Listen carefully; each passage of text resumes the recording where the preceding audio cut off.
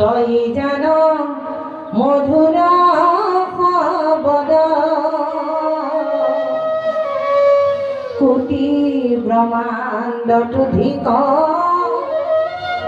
পৰম মধুৰ শব্দ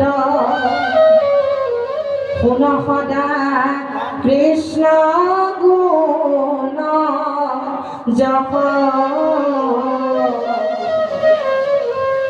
বুজি পালেনে?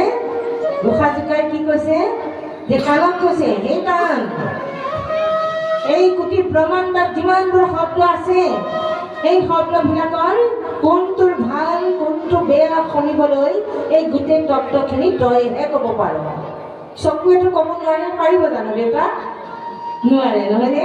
গতিকে সেইকাৰণে কাণক কৈছে যে এই জগতত মায়াময় জগতখনৰ শব্দবিলাকৰ পাছত থাকি ভাল বেয়া বিচাৰ কৰি তই থাকিলে নহ'ব।